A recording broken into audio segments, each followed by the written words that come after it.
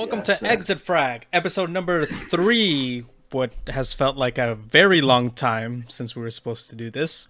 Today I'm joined by Kyle from Chill Out Esports and Jaycon from Jaycon. Hello. Let the guys know what you guys do on your channel. Jaycon, want to go first or you want me to go first? You can go first, Kyle. Thank you. Hi, I'm Kyle. I'm from a channel called Chill Out Esports. I do VCT talk. We talk about other esports right now because VCT's been so goddamn busy. But yeah, I do a lot of stuff on Valorant, mostly Americas, and yeah, I do analysis. So yeah, you can check me out. It'd be cool. But yeah. And hello, everybody. My name is Jaycon. My channel is Jaycon. I also talk about professional Valorant, and I kind of take a bit more of a casual side to it. And not really too much deep analysis, but I try to just talk about the game and break it down a little bit for people to understand at, I guess, a more casual level. But I would say that I kind of got a big brain, so not afraid to use it sometimes.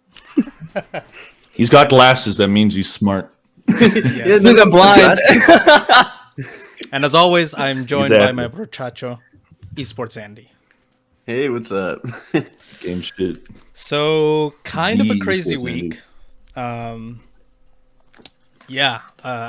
We just finished watching NRG versus Evil Geniuses, and I'm very disappointed, to say the least.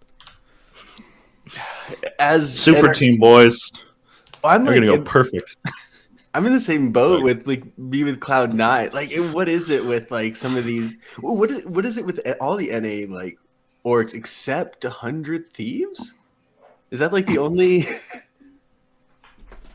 The only good NA team right now is 100 Thieves. That's new.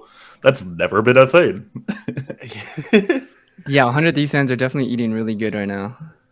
Yeah, man. That's granted they've played they played 3 matches, so they have had a pretty easy schedule. They clapped C9 though. That was crazy. But yeah, they have Crew next. Crew's gonna be that'll be a tough match for them. But yeah, no, like NRG losing to EG, like that pretty much. That everyone kind of knew that EG had a good chance to win, but just the way that it kind of happened. Yeah, like at least they won a map, but yeah. Sorry, go on. Oh. For me, I think the big thing about NRG that I was having conversations about with others is that when you're comparing their roster to last year, although they have a lot of good players, you can see that there's a hesitancy with making like decisive calls. And I think part of the question for them, especially this year coming in, was like, oh, if Ethan's going to be the IGL and we have a lot of strong voices, they should be able to kind of cover and help with that mid round. But I think that could, obviously we don't know 100% how their comms go, but I think that could cause complications. And we see them stall out consistently on rounds, right? On their attack side, they end up with 30 to 40 seconds left on the clock and they end up having to commit to a specific site. And that to me shows that either they're lacking a consistent game plan that they can fall onto, or they're putting too much information in their adaptation and they're not making a quick enough decision. Could not have said it better. They take like 13 years to decide what to do, and it's just like they wait the whole first minute. It's like, oh well, I guess we have to go B or A or whatever, and then it's like, oh, that's where the defense is waiting for them. So it's just they're just not being decisive enough, and they're just taking forever. And yeah, it's like with the whole super team thing, it's like a thing that a lot of orgs try, and like even happens in like regular sports as well, and like the NBA. A lot of time, it's like, oh, let's do like LeBron and then like KD and like just put them all together, and sometimes it just collapses. And I don't think that's happening with NRG. I was giving them not credit, but I was excusing them for their loss against Leviathan, even though it was like awful, like one of the probably the worst match of Valorant I think I've ever seen. It was just not fun to watch. It was just they're just getting stopped. It's just nothing. And but I was like, Lev's a really good team, so fair. EG is going on the up, and they're looking a lot better than what they were before.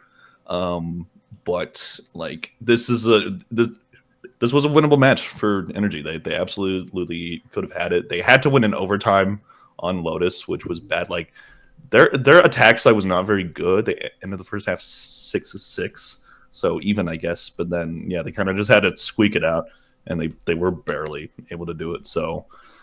And then Sunset, God. I know people don't like Demon 1 on Raze. I don't mind it. I don't think he's that bad at it. But the thing is, when you have Victor, who is like a guaranteed extremely good player on Raze, especially on Sunset, I understand that the Cypher pick is pretty valuable, and Victor's been great on Cypher. But Victor's good on any agent. This man will play whoever and will do amazing. So it clearly didn't work out. So I don't know. I still have faith in Demon 1 being like flexible with this duelist, but it's very clear that Jet is his agent, and then he plays smoke sometimes, which some people were like saying that he's like one of the best smokes in the world. I just can't get behind that. I think if you just give him the right system, then you can see that. Maybe that was the thing that was said last year. People forget Mako exists. Or Marv. Forget. He's right Everyone there. exists. Or Marv, yeah. Well, let me put in my 2 cents here as a emotionally charged NRG fan, and that is, why do we keep looking for a new duelist? I think we're at the stage where we can say that Victor is the duelist we're looking for. I mean, I don't know if you saw him playing on Lotus, but he's good. Always been the duelist he's looking very for. Good. He's always been fantastic. Yes. I mean, I used to be very negative against this guy because he would always dive in and then die. And I feel like that's kind of like the meta right now. Where I mean, Jogmo does that and somehow wins. Yeah, exactly. So. Exactly. Yeah, he is the Raze. But Vic is Raze. And all he did before was like try to set up for Ye, but so much of like how teams are playing now requires your Raze to be able to have like that willingness to dive in, and then Vic is super experienced at it. And so when I see like Demon 1, like it's kind of like watching like Ye almost, in a sense, because he's not used to diving. He's waiting for Jajamo to dive in for him, but Vic is not doing that for him. He's kind of playing his own game, and everyone's expecting Demon 1 to be the dive player. So it's kind of weird in a sense, because the roles are like being constantly like changed. And I honestly think that like if they did like a double dive with Jet and Raze, I think they would be good. That they would win more matches. Well, because they were doing double duelist on Split on the those are split comp. This one. Yeah, it's Split, and it worked out like pretty well. I mean, it was against MIBR, so that's just a free win against Brazilian teams unless your Sentinels playing loud. But it was like it worked because Demon 1 he's very good at that Jet, but having that locked down amazing Raze on the Victor, like it makes so much sense for how their team is built. But Victor, I guess, being more of like the flex player, it's just, I don't know, they keep switching him off, but I feel like it would be more comfortable if they just kept running that to duelists. Not on every map, of course, but yeah. Yeah, I agree. Just a quick point on like the duelist transition I think that we've seen this year is that last year I think we saw a lot of success where duelists were set up as their star players, right? You have a lot of util that's being done for them. They get a lot of like push and initiation, right? But I think nowadays, like as you guys said earlier, it's really about them just capitalizing and creating space for their team. And I think that's where like those duelists that are really, really open to just throwing themselves in there are doing well. For example, I think about Zipan. As soon as Zipan's been back on the Raze, like Na'Vi, even though they play really weird, like that man will fly in there with 10 seconds left and he doesn't care. He'll throw his life away for this team. And that's been extremely successful right now. And then I think these superstar duelist players that have been used to having like all the setup and all the resources for them, I think they are struggling because it has turned into a transition. And then when you look at NRG, one of the things I always think about is they sent Demon 1 to go in there by himself, but he doesn't have a lot of utility following him up, or he doesn't have people coming in with him. It's like, yeah, he has Ethan to set him up with flashes. He has Crashies also, but they're not like layering their util to get him in like other teams are. I even think about like Furia on their Icebox when they're running KO Gecko, and they're still overlaying their util better than NRG is to support to support MW to get in there, right? And he's an Omen. Yeah, I would agree because I mean, it's not working with Furia, but I feel you. a lot of the times but at least they're trying, they right? like a Exactly. B hit, whether it was a split or like all 5 through main. There were so many times where Demon 1 would just go in and no one would follow him. Or there would be like no util set up for him. Like maybe the smokes were laid down, but that's the extent of it. So I was just very frustrated as of like, why are we so afraid of like engaging against the other players? Like I get you're trying to find like an advantage to make it a 4v5, but like a lot of the way that it's being played right now, like it's more about like going in, like Jacon was saying. I'm honestly just confused as to what their map like pick bans are, because against The EG, pool is it not was- very good right now. No, yeah. Well, like it's not great, but it's also not terrible. Like they have perfect records on. It's small sample size, but they haven't lost on Lotus yet. 1-0. They're 2-0 in Split, and they're 3-0 in Breeze.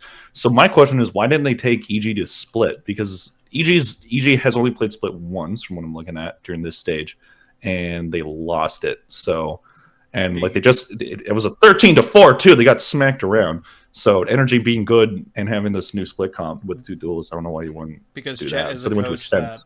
likes to counter strat, and if he doesn't have footage on them being good on the map, he won't play the map. Just take a look at against Sentinels. Like the Lotus pick was there, and the players are good on Lotus, and yet they chose Split because there's so much footage of Sentinels being good on Split. So Chet doesn't like going into maps blind. Yeah. That's kind of the problem with Chet. Like, I think he's a good coach, but he's very like set in his ways. From like what I see, like he's very like anti-threat heavy. Whereas I feel like these days you need to be a bit more like on the fly, trying to like just like do new stuff. That seems to be the better way to do it. But I don't know. I mean, it's worked for him in his career overall. So we'll see. I still believe in this team, but it's getting hard. It's getting hard at this point. They have dropped. I just think because they have so much issues, just kind of with like, there's so many times where like you could tell the game plan gets panicked. I think there was a time where Ethan was in mid on Sunset this last game, and he just gets pressured a little bit, and then he just pops his KO ult, and then everyone just like stops.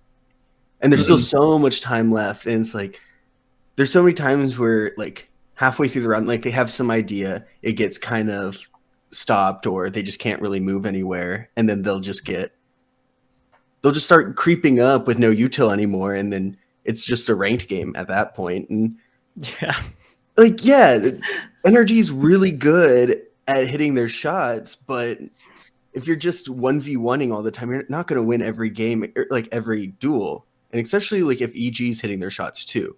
Like EG's not known for hitting their shots, but today they did. And so then you're going to lose. So it is just... EG was known for losing until against Sentinels, where they just decided better. to be the best Like, league in the world. I mean, Jacon can attest to this because we're in the chat complaining about. I'm in his chat complaining about it all the time. Like, we would be watching like games on Breeze where NRG were just peeking 1v1 and getting killed, and it was just so frustrating, man. I like they looked good here, but like I'm gonna tell you right now, if they hadn't worked on the trades from past weeks, EG would have swept them. Because EG worked as a team the entire 3 maps. I also think the Ascent pick, sorry to bounce back to this, EG has not played it this year. So I think that's kind of why they picked it. Which is interesting as a gamble pick. Yeah, EG, here I'm looking. EG played it once. And it was against C9. That was like during 2 weeks ago. kickoff, I think. I wouldn't even Or- say or- it's like a That's gamble stage 1. pick. Yeah, that's stage 1. Yeah. I So wouldn't like say it's a gamble they've pick just almost 'cause, like, never played. all the Chet's gonna check. compositions are the Chet's gonna same. check. It kind of leads to an interesting question about like system players. Because I was talking about like, oh, if I was the NRG GM, what if I had done differently, right? And I was like, okay, well, the first core is I would keep Psalm and Finesse. Not only is Finesse like one of the best IGLs out there, but Psalm is like a superstar in the making, and quite clearly he was like the stronger personality within that team. And then if you look at this roster, you can see how much pressure is on them. Like in the interview last week when Victor won, after they won, he was like, oh yeah, we kind of expected to win. And they were not happy about it. There's no like vibes because of this whole super team like mantra that comes into it, right? And then you also look at all their personalities, including their coach. They have 6 quieter, more introverted personalities. They're all shy. They're all, and it's like you need someone that will like talk. hype you up. Like they're missing a Jogamo. You see Jogamo, like he's yelling at his teammates every round, hyping them up. And it's like that mental aspect of their game is definitely missing, because when they're not hitting shots and when their calls aren't going well, they crumble because they don't have that vibe to rely back on, and they kind of rely on a heroic round to get them back into the game. Mm-hmm. Well, like with Zelsis and Sentinels, like that's one of the main reasons why they kind of like turned around right now. But like he just brought such good vibes and everything, and while also being a spectacular player. And I totally agree that they should have kept Psalm and FNS. Because yeah, like you have this amazing, confident IGL, and then Psalm, as you said, he was my biggest surprise from last season. Because going into like the year, it was like, oh, he's just like a streamer or whatever. He's not actually very good. And then he was like, he was frying, absolutely frying. He was playing smokes most of the time too. Like, I mean, like even you could have like tried him on different roles. Like maybe he would be good on like a duelist. I could see that for him. But yeah, I mean. Past is the past. I understand why they made the moves that they did, but I think the main mistake was kicking FNS off the team, and then Ethan as an IGL, like he's okay, and I know he has like a good system around him, but I just think like all the teams that end up going far have like a really good star IGL, including Optic, including the team that this current team is basically based off of. So swapping in Ethan, I don't know. I just think if they kept those 2 players and then maybe brought in like Demon 1 and Marved, I think we would have been okay. But instead, I mean, they just had to get rid of artists. They just had to cut that tumor out. That but double looking ass. Fucking secret agent.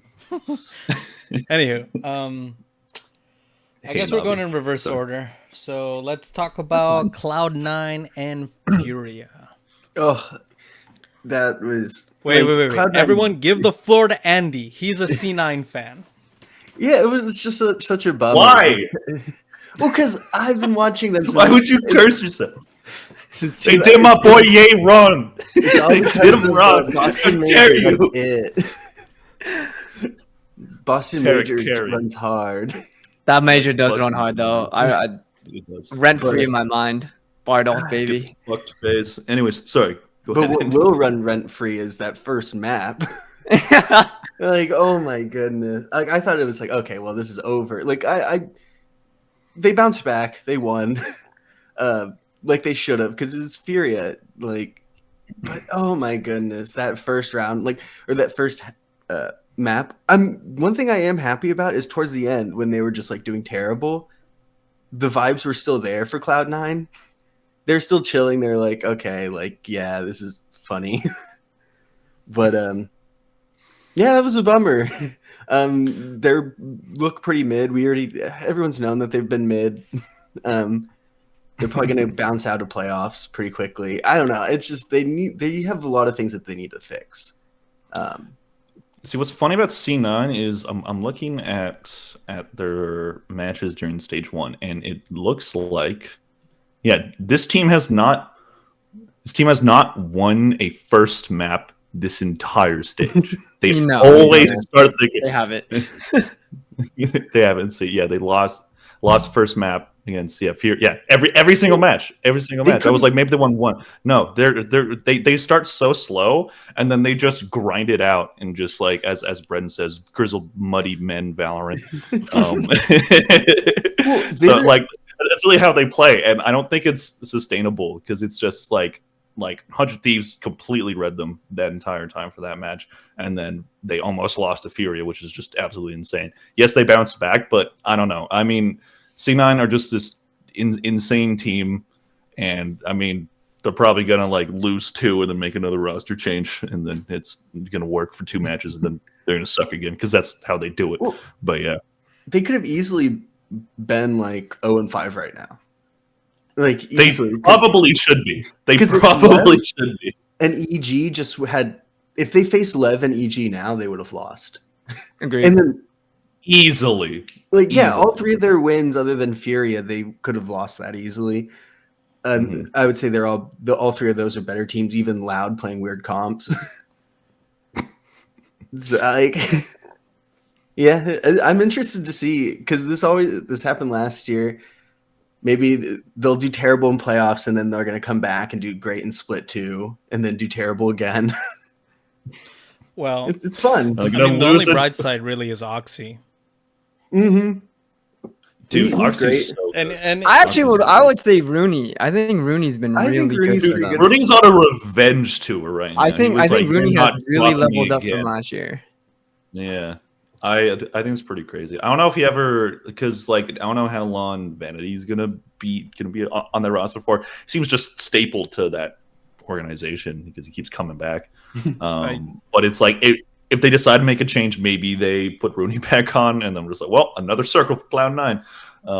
But yeah, if they I think what rebuild you the brought up roster was, after this season, I think they get go ahead. FNS and Som because for the longest time they've been preaching about just rebuild the roster, like I know. get FNS, get Som. Oh, I agree. They I just wanna be thought a of package team. FNS in the C9 jersey, and it just looks weird to me in my brain.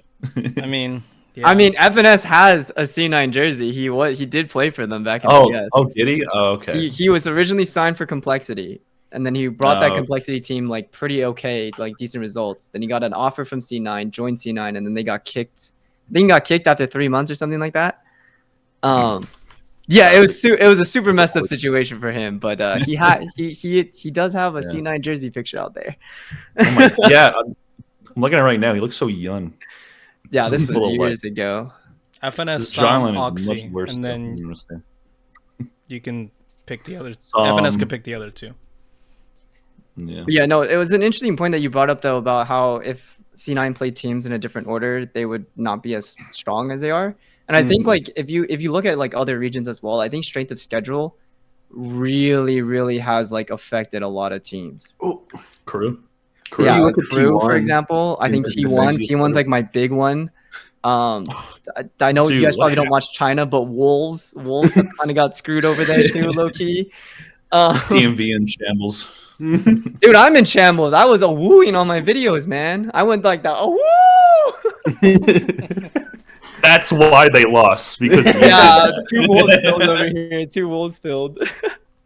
But yeah, I think strength of schedule is like a really big factor that kind of unfortunate when you lead into like certain playoffs, right? Especially with the format being so funky, that teams who may have had like an easier strength of schedule are getting seeds into playoffs when quote unquote better teams that have powered up over time may not be making it, right?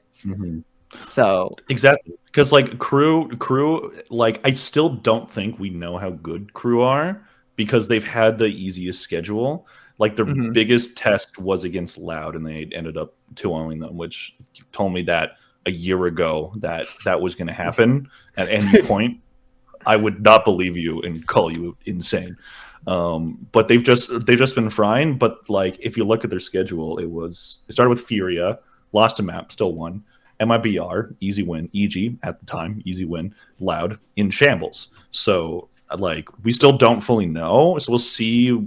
I know we're not talking about Crew, so I apologize. But yeah, like it's just they're in the spot that they are because of how easy their schedule has been. So it's going to be really interesting to see these teams that have had that easier schedule going into playoffs and like Crew facing like a really good team. How do they end up doing? So it's going to be very, very interesting playoffs. It's going to be interesting because isn't it like if you have first seed, you just need to win one game to make it in? Riot, what are you doing? Because Yes. because you'd go into the upper. True. Yeah, that's true. Because you make it final. into upper finals, and then even Yeah, if you you just need to be lose top upper finals, you have to win upper finals to secure it, I guess. No, I think you have to win Because the it's 3. to secure. Yeah, here because it's I'll pull it But right now. Yeah. Either way, like Yeah, you get a buy if you're If- seed number if you're the one, one and you just seed- need to be top 3. So if you get into uppers, you guarantee top 3. So you're in. Yeah. because like crew, if you're really like, it's kind of sad for crew that like to really prove themselves, they have to pretty much go 6-0. Because like if they lose 100 No one teams or believes less, like if because now they're actually playing the real games, 100 Thieves left. If they win those, then it's like, oh They're yeah, definitely they're a just top the team. best team. Yeah. Them and Foot. Dude, yeah, foot 2. What the hell? Like how they're just fried now. Well, All the it's kinda- Turkish gamers are frying right now, man. So- BBL is insane right now. Well, it's really funny that it's Goddamn Brazilian butt lifts. LATAM and Turkey are the 2 like best regions. Like right now. Yeah, like right now. Wait, That is Like the pretty teams, at interesting. least. It is what pretty crazy to fucking think reality are we in? How is this happening? Hey, You could technically throw Korea up there too because of Korea, DRX too. and Gen G. That's true. That's true. let me say. Leviathan It's cooking. is not a LATAM team. Let me clarify not. this If whoever because I will owns the roster, not I will- rest until people realize that this is just a glorified NA team. Yeah, what the fuck is a kilometer, if anything- baby? When they on Vamos. top? Well, if anything, it's a Brazilian team because they're carried by That's Aspas. true. It's true. It's a Literally. Brazilian team. I'm sorry. I guess No, yeah, I love because I mean, like orgs Latam, so I guess it counts. So sorry, Zeph, but you're wrong. They should really pick out a guy that is a LATAM player for like an NA Or an player. American. Yeah, and then they have Tex, 2 who's NA like players. German 2 NA and players. he's like German and American. So it's I don't understand. I hate that team. Anyway, I love that team. It's my 2 teams. Watch crew just fucking. You just love the blue rock 'em. teams, eh? I do. I that's probably why, because I liked all their team capsules. The team capsules are pretty nice. the though. Leviathan level one's team pretty capsule is good. pretty fire. I like it. I was Yeah, gonna their buy player the card. energy one because I'm a fan of that team, but then they have the little like hashtag energy fam, and I'm like, that's fucking cringe, so I didn't buy it. Also, they're orange now. They rebranded. Oh So yeah. it's like, why would you want to buy a Ooh. black gun when Yeah. everybody else has black So I'm next guns? year it's pretty right? gonna be about so Exactly. gross. Yeah. I Yeah, get it. I would much I- rather have the orange logo. I also hate their fucking logo. Just be like, not because of how it looks, but because like in all my videos, I do graphics, and since it's like this, since it's more fucking horizontal, it's a pain in the ass to fit in places.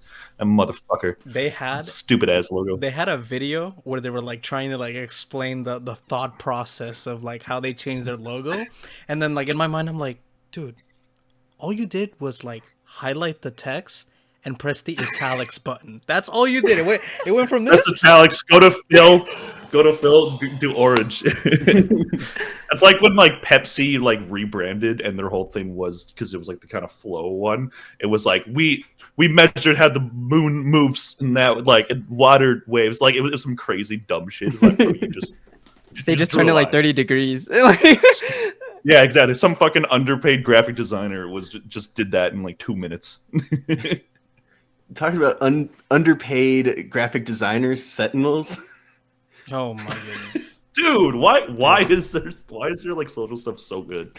Like just with Sydney graphics, creates. They hired Sydney from the guard. that's true. They will put Yeah. a She's 0-2 we just lost graphic, and it'll be like the most amazing graphic like of the year. It'll be a fucking banger, dude. I mean, you have to give it to them. I think if anybody has leveraged just social media clout, like Sen have done it one of the best, I think, in the last few years. Yeah, but you know what they Well, haven't the most popular leveraged? team still, even when they said They What? haven't leveraged the win. Yeah, but dude, they're on top without that's winning. true. Just think about that. Just think about that. It's like the Lakers, bro. Like they get all the attention, even if they're ass. That's And there's true, like that's way true. better teams out there. Well, the sad part is now they actually have some legitimacy as an org because they've won twice. That is true. But I mean, So, I yeah, like like, the players. I like the org. I They're like fun the to root players. for. you know, you gotta the fans will be Ride the or die. fans. Of Yeah. course. Yeah, Exactly. Always. they need So as like content, sorry, go ahead. they need NRG to lose next week, which Yeah. it's Well, kind of isn't it- possible now. NRG needed needs to lose and Energy to not get get a 2-0'd by EG. That I was think one of. Worldminder There's like a plays couple today, different right? things.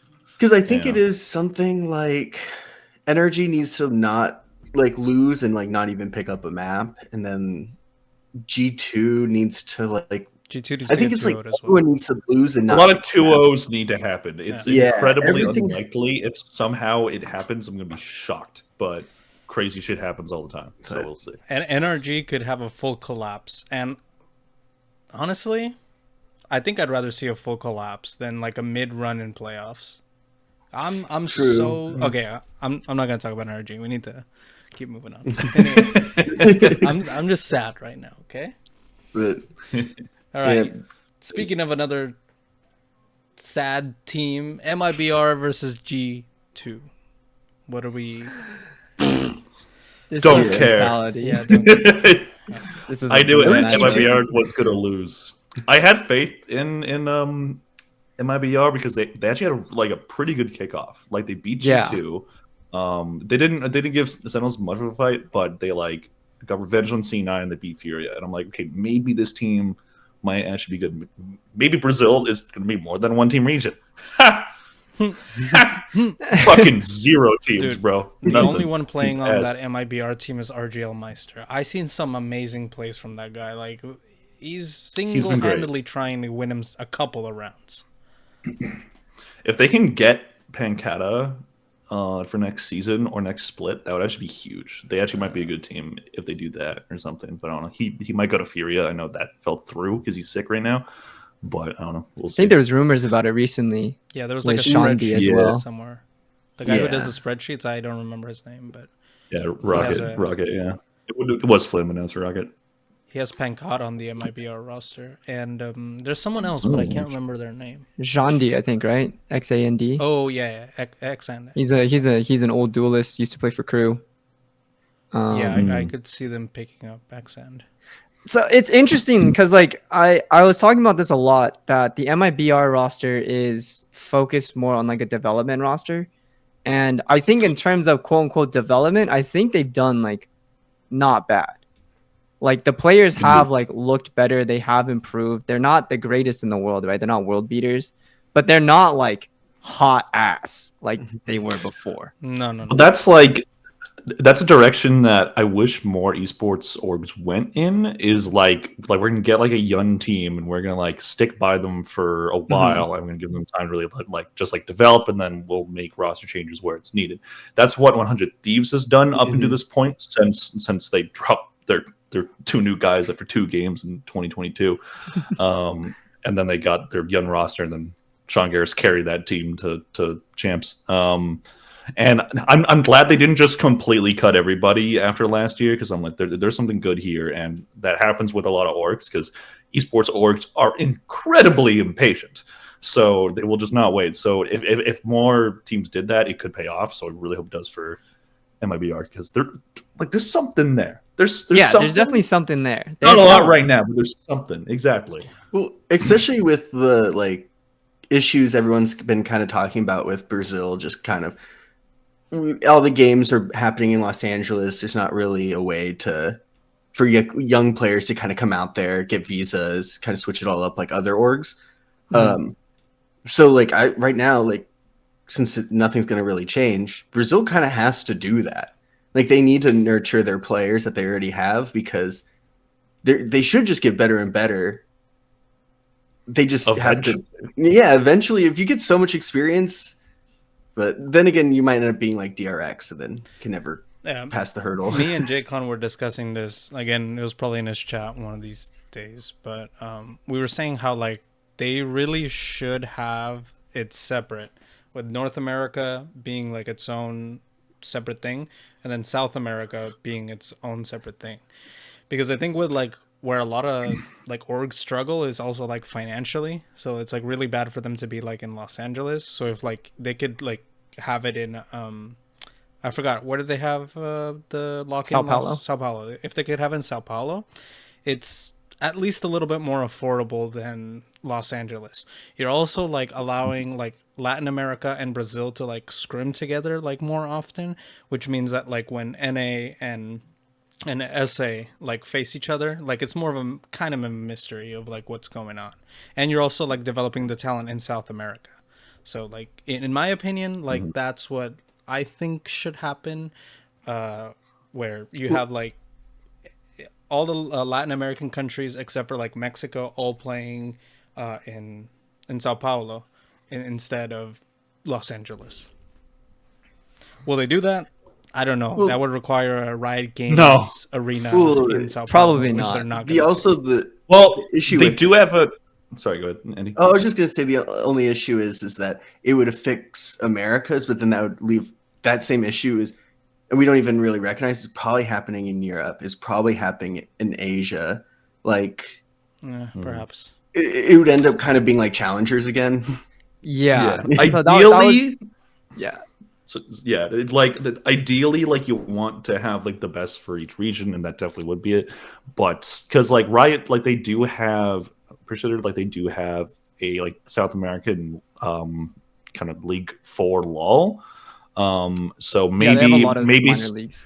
yeah. So they definitely like thought about it. But maybe there's just not enough like infrastructure there. Maybe it just didn't make sense financially or whatever. And to your point, Andy, it's like this is probably happening in every other region too. Like we have Paper X are from Singapore mostly, and then like there's teams that are a bunch of Russians or whatever. You know, like it's just an unfortunate reality of like the structure that we have in this league, where it's like we have to have these like hubs because doing like the kind of like teams by city thing, which is what Overwatch League and the COD League is doing. Exactly. It just doesn't work. At least not right now. Maybe eventually. Exactly. No, that's too much for where esports is right now. I dream it works at some point. Me too. It'd be cool. It'd be Like, super because sick. you would have built-in fan bases already there because it's like, oh, my team Region. city. Yeah. The freaking like LA Thieves versus the Clout Atlanta versus FaZe, baby. the Chicago Cloud9 or whatever. Yeah, no, it's definitely very interesting to put it like that. I was saying the comparison though is that like leagues, those kind of smaller leagues, which they are calling like wildcard leagues or whatever. And although they do have access points into Worlds, like last year's play-in for Worlds, they had, I believe Loud went on like a pretty big run from the CB LOL or whatever. We've seen like other teams in the past go on like really big runs at international events, but in the grand scheme of those outside like one-offs, it really ends up just being one team from all the minor regions that's like better, and then they get to the big stage, and then like Korea and China just kick everybody's asses because they're super far ahead. And but that's league in itself, right? But I think that's part of the problem with the globalization is even if you want to spread it, there may not be enough top talent from that region itself. And then I think that was like a conversation that we had about Crew a little while ago, is like, oh, signing Shy was super big from Lev because there aren't that many like top LATAM talents out there. And yeah, taking away the top tier and putting them thousands of miles away from the rest is definitely hindering their growth for sure. But you could also make the argument, if we left them down there, would those teams also develop to the top? And I think we're seeing that problem in China right now. Like, I don't think EDG are as good as people think. They have a near perfect record. They just lost FPX like yesterday, but they win because they don't get punished from the teams in their region. And I think that would probably be the case if it were to separate, like how we were talking about, because you'd have Loud, who won everything in Brazil before they came in to Franchise League. Like, I think it would probably be a similar situation. You might get more development overall, but you would probably get less of that upper echelon tier teams because of that environment, which is also a downside. Extremely well put. Yeah. Yeah. Okay. It's weird. We'll see, because like it's kind of like, sorry, I've No, go ahead. One last point. But it's like that's like the, oh god, how did I just fucking forget it? I just interrupted the show. Oh yeah. Yeah, it's just weird because it's like that's kind of the problem with how esports are structured in general, because it's like this, it's like every region has to face another region at some like big event, where if you look at all the North American sports, they're all in North America. They don't really go to other countries aside from like special events. And that's why different sports are more popular in different regions. But for esports, since they at least try to do it globally, it just makes it really tough to like have a solid structure. So I don't know. I think Riot does their best with it. I think they understandably get a lot of shit for their formats and for how they do a lot of things. But at the same time, like it's hard to argue that they're not running esports like the best, because like Valve doesn't do anything. They just let all the other orgs plan all the tournaments and whatnot, and they just give them money, as far as I know. Yeah, that's about right. Riot actually tries. So yeah, I don't know. It's an interesting thing to talk about. Like, teams in Americas that played 5 to 6 games, right? Or like teams in VCT, and then you look at ESL Pro League that just happened this past week, and it's like, M80, their CS roster, they just played like 5-6 matches in one tournament.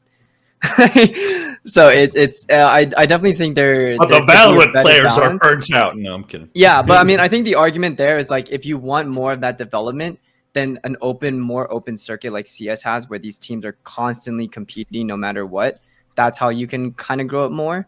But within the closed environment that Riot wants to maintain, and I firmly believe that they will maintain it, just because that's how they run things in-house, it's going to be how it is. It's not to say that it hasn't gotten better, and I do think as we add more teams, it will get a lot better. But I just think like we're kind of in like that growing pain stage of just the beginning. And the way I think about this is only year 2 of like pro Valorant. I think everything before this is kind of like the wild west, and now we actually have like the ground base work of infrastructure. So I think like having an understanding is like, you cannot compare Valorant esports 2 years in comparatively to how Counter-Strike majors have been run for the last decade. For sure. Yeah, and the infrastructure is completely different for like CS. I guess the main like point to look at is probably like League of Legends, the way that they've been handling everything, and it's been going for what, like 11 years. So like franchises since 2017. I think the LCS started 2013. Franchise was 2017.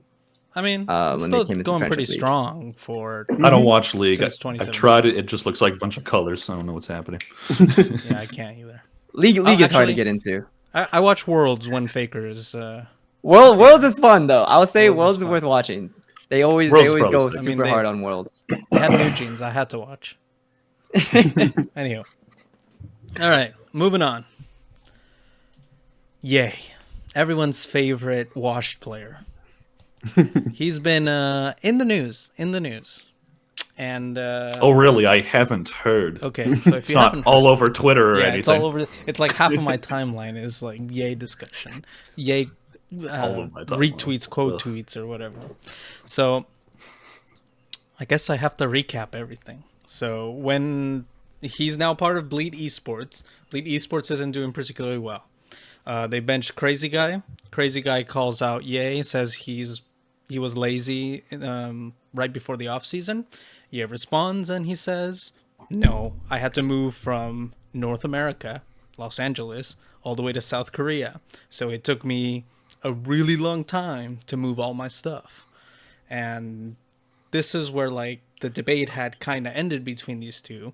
But then Steele would go on to make a bunch of remarks about Yay, and you can find them on r/competitive He's been doing it for Valorant, months.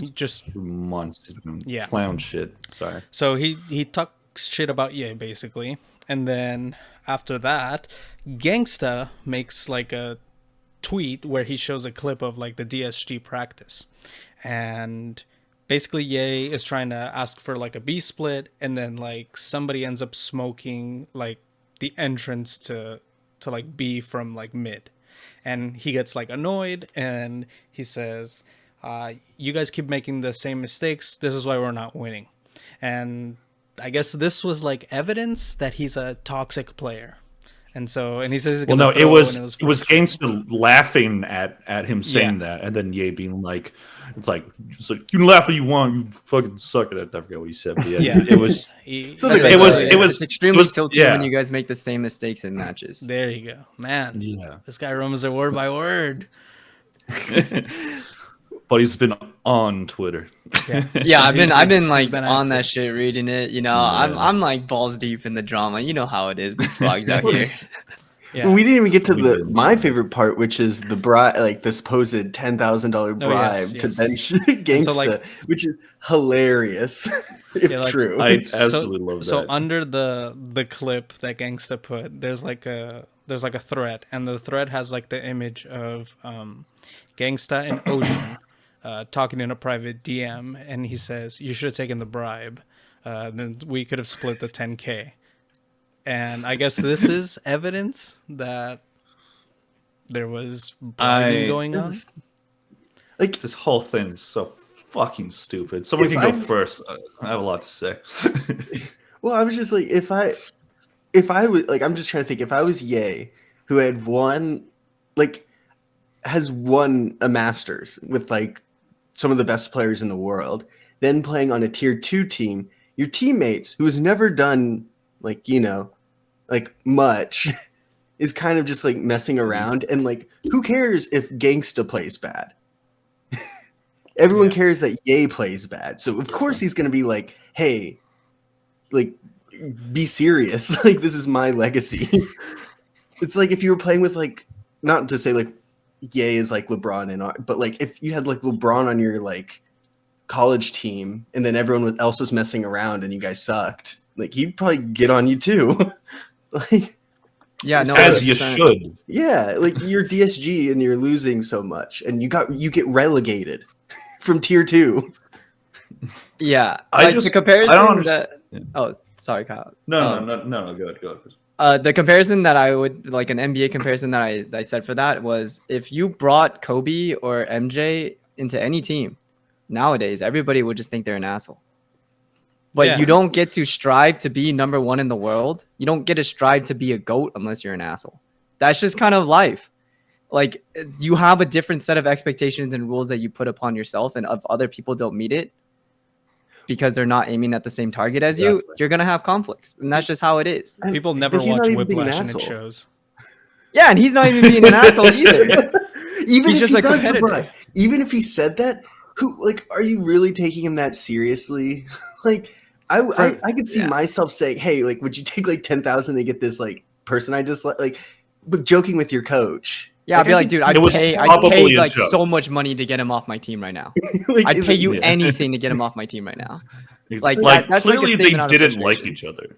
Yeah. Like like Ye's not even like an asshole. Like everybody from teams that he was winning on, or like, oh, he's like super nice guy. Like never had a problem with them. And then he gets completely screwed over by your favorite team. Andy. Did you see? And then Did anyone see? and Bruce then, Lee then he goes on this, and then he goes on this like losing streak, and it's like, yeah, you're gonna be frustrated because you're not winning, and like what he said wasn't even that bad. Like he was trying to make a call, and then the team didn't because their comms were garbage, and it didn't work there. And then you're leaking. Like, why are we still talking about DSG? Why is this still coming up? We should leave it in the dust. Malaysia. Yeah, That was they're exactly. popping off right now. They're across the fucking world. Why are we still going on about this? It makes no sense to me. Hey, it's unprofessional to leak clips. It's a triangle. Sorry. Steel is dissing him on EMEA stream. Gengshta is dissing him Dude. in NA, Oh. and he's in Pacific. that fucking rhyme thing that Steel did. I've never Cringe. been more angry. I've Cringe. never been more angry. Cringe. So how awful it was, and he was so proud of himself after. You could just see it. And I'm like, you just dropped the worst bars of all time, and you're out here giggling. Shut the fuck up. We just need RB to come out, and then we'll have one in every region hating on Ye. Exactly. I just thought it was really stupid. Sorry. You go ahead. Andy. Yeah, I just feel bad for, like, well, because what was it? Scary came out and was like, "Oh no, he's like fine on our team." Like, Yeah, it's just like we're all struggling. Yeah. well, I guess now this is kind of going into bleed a little bit, but I just feel bad for that team because you got some really great players together that just like can't communicate. Like, Exactly. it's because it, like, not even just that they're not great at calming or whatever, but it's just all these different languages. Ye doesn't speak anything other than English, I assume. I don't think Zest speaks English. Zest too. doesn't speak So English. like, I've never seen him very speak. little. what Zest are speaks they? very little. What are they saying to each Scary, other? Scary doesn't speak like Like, crazy no. amount either. I think Darion speaks a lot of English though. Yeah, Yeah, he's on the Oh English my stream God. all the time. Yeah. Yeah. So just like that's a big communication thing. I think you talk about like cultures, and you know, I know Ye's. He said his stepmom was Chinese, but like he usually comes from like more of a white background, right? And like mixing that with like Southeast Asian and East Asian like cultures all at once, it's a huge culture shock and is very very different. And not saying that Ye's having like cultural issues, but like that's a big change in your life. I think if anybody has ever left their hometown and moved to another city, that's a huge change. This man is in another country. Like that's Another absurd. continent. Yeah, He's in another continent, Extremely right? far away. I think Yeah. people Exactly. will criticize that, like, oh well, he's choosing to play in like these awful teams. Well, Well, first of all, like money. No. It's not on him that the rest of the roster fucking sucks. Okay, like okay. it's But hear me out. This is what I've been seeing in certain comments. They're saying, "Oh well, Ye chose to play in DSG. He chose to go to tier 2. He should have farmed." I'm like, okay, well, one person doesn't make a team, first of all, and yeah, DSG were Unless you're 0-4 before Ye joined. So, I mean, I don't know what you expected. Then he goes to Bleed, and people are like, "Oh well, he chose to go to APAC." I was like, "Yeah, but you also have to understand, esports salaries are not that good. Like, it'll like you could play 1 year and it'll last you 2 years max. Like, or if you live in California, no, that's not lasting you more than like 6 months. you can rent a box maybe on Yeah. a salary. especially in LA, especially in LA. Yeah, So that's crazy. It's also not on Ye for the managers to like not like put him in good situations. Like yeah, he should think about that stuff before he joins. But it's like he's taking the bag, and it's also it's something that made sense for him at the time. It's like, well, NA salaries are low. No one seems to want to pick me up because they already have all the duels figured out. I'm going to go over to Bleed, this promising team that just made it through Ascension, and maybe we can be really good. And then all this other stuff happens, and it's just he's not being put in good situations. And is he the player he was back in 2022? I don't think we can say that. Can he maybe get there again? There's a chance, but not on teams where the communication sucks, where you have a crazy guy who actually seems insane from what I've seen of him and like just how he's responded to this whole situation. Like he will not stop talking about this. And he is angry. This man is angry, which I mean, fair, but I don't know. It just, this whole thing is just so annoying to me. And I just feel bad for Ye. Cause like a bunch of people that it just didn't work. It didn't work on DSG. And right now it's not working on Bleed. It could turn around in theory. I'm not expecting it to, but it could. But it's just, and for old teammates to like leak these clips that Gengshta was doing, and just like, yeah, he was mad at you. You laughed in his face during a game.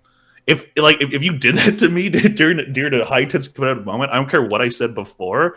Like I reserve the right to just fucking swear at you all I want. Like, Score and was if you're in the 10-1. vicinity, I'm assaulting you. No, I'm kidding. It's a joke. But like, it's crazy to me and it's dumb. And like, if the teams were winning, none of this would be an issue. Like no one would be calling Ye an asshole if DSG was actually winning with him. And like the people on Bleed right now aren't saying bad things about him. Apparently they are to other people. But it's like we can't confirm that. It's just people talking, probably for clicks. But yeah, I don't know. Like you just have to put players in good situations, and Ye hasn't over the past 2 years. He got completely screwed over when he should have been on that C9 roster. But you know, it's how it goes, and I just think it's really unprofessional to like leak clips a year later because just like, oh, you're just waiting for a good moment. Like, come on, it's dumb. And then he's saying, oh, it's because I'm a hater. I'm like, you sound fun. Like it's just I don't know. It's dumb Yeah, to me. that side to it I'm like so questionable on, because like his argument for saying it's like, oh, I'm a hater and I'm retired, but it's also like if you ask anybody in the future for like a future reference of anybody that they know and you tell them like, hey, this person leaks interpersonal private information to a public forum, I'm not going to hire that dude. It doesn't matter if it's not esports or not. That's just like a character quality that someone's missing, and it just shows a very large lack of maturity in my opinion. Exactly. One point that I wanted to point out that was like some people were talking about is like, oh, Ye is passive aggressive.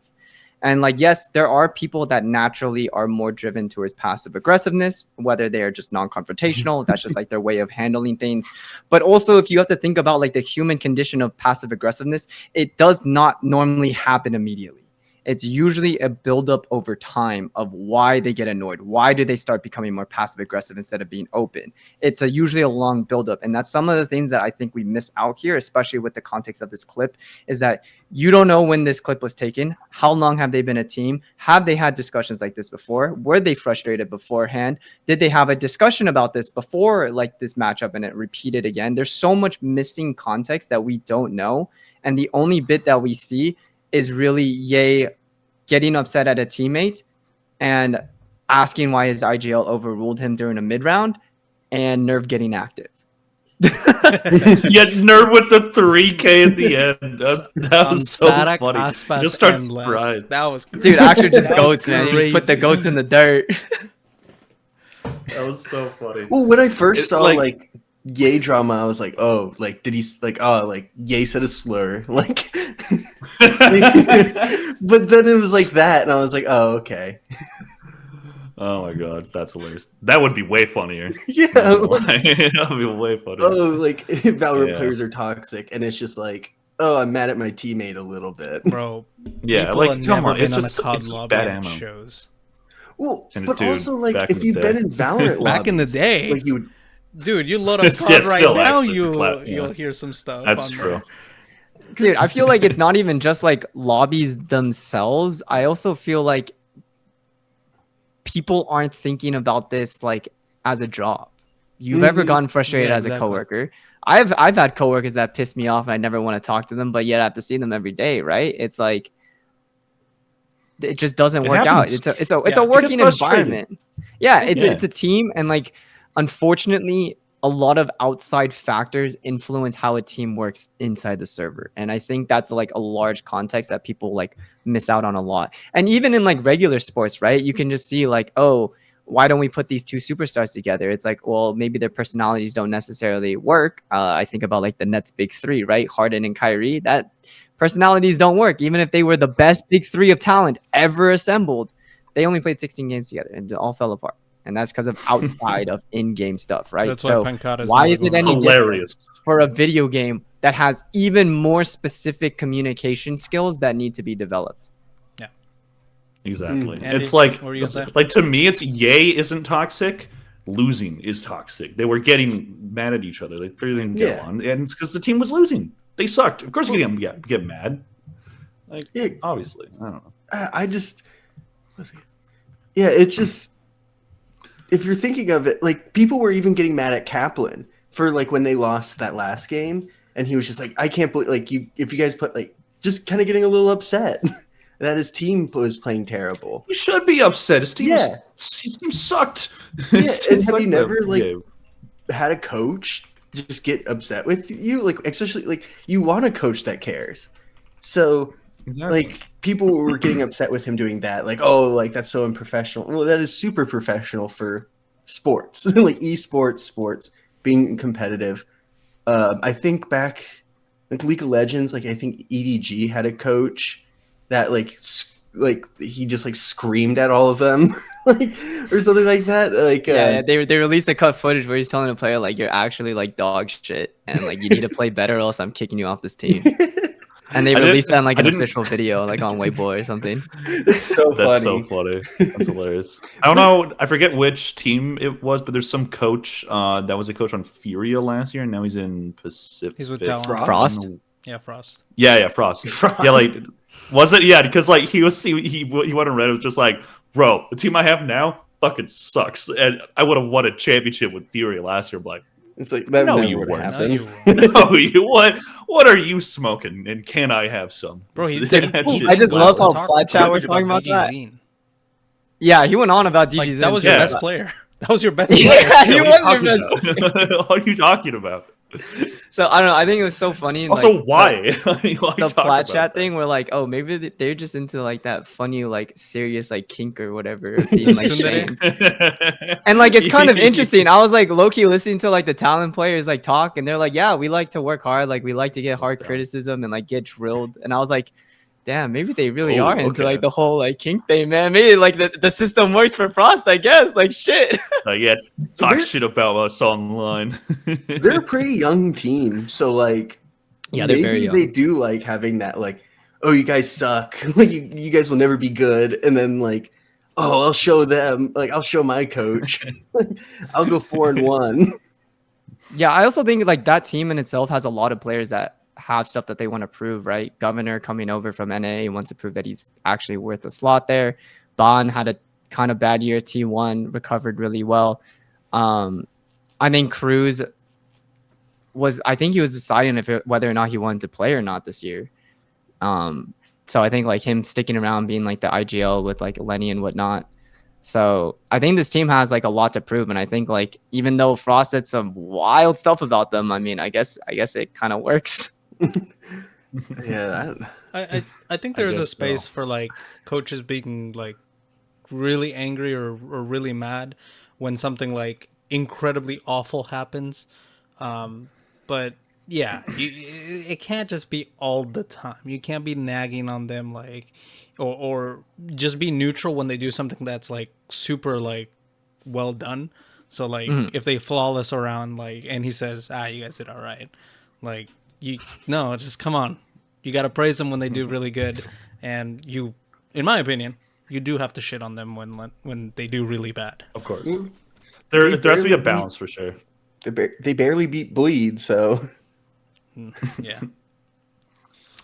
Yeah, it's Okay. yeah, like there has to be a balance and everything. But yeah, well, okay, wait. Before we get to what I'm seeing on your screen, should we talk about Sentinels Allowed match? I know we talked about it a little bit, but are we gonna do Yeah, a we full, can. We can go back to that. full thing? Yeah. Okay. All right. Just open this someone up. started, please. I gotta change the topic. I'll start.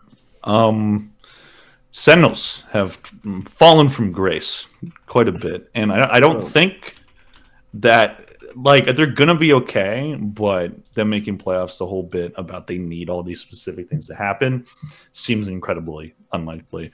And I think the main thing that I want to highlight about Sentinels and their struggles right now is their map pool is looking pretty shaky right now. Mainly Lotus, because Lotus they were perfect on going into stage 1, and so at Madrid, Lotus, yeah, they're 4-0 on Lotus at Madrid during kickoff. Sorry, I had my tabs open and I lost them. Yeah, they're 2-0, and then right now during stage 1, Lotus they are 2-2 with an attack rate of 78%, absolutely frying on attack. But then 33% on the defense side win rate. That is just awful. I don't know how it's gone this bad, but they need to. I don't know. It's almost getting to a point where they might need to just ban that map. I don't think they're going to, but it's really looking rough on that one right now, and that was one of their big strengths. So they really need to rethink their map pool. But I don't know. We'll see with them. the thing that helped them so much going through like Madrid, winning it and everything was that they had Split and then they had Lotus. And then by the end of Madrid they were kind of slumping on Split already. Like they were showing cracks there. Yeah, I just feel like there's times where they look really good. And then there's times where like, oh, I see what they're trying to do. And then they just go too far. And they're trying to be too technical, too perfect. And then when you're trying to do that against teams that are peaking at the right time against you, you're just not going to really get by. That's what happens with EG just has a good game, Loud just has a good game, and you'll lose those when you're trying to be too pinpointy on like your play. Of course. I think one of the big criticisms that I have for them in the past couple of weeks is the thing that got them really far was their team play and coordination and their trading. And I think like one of the things that we've noticed is that they've been missing out on a lot of trades and their spacing's been off. And that kind of tells me that maybe there's something off a little bit with communication. Even if it's like something that you don't really think about, but like, oh, we've been messing up our timings on swings. Let's like work on drilling it like a 3-2-1, but then we get used to it without having a calm swing 3-2-1 every time, right?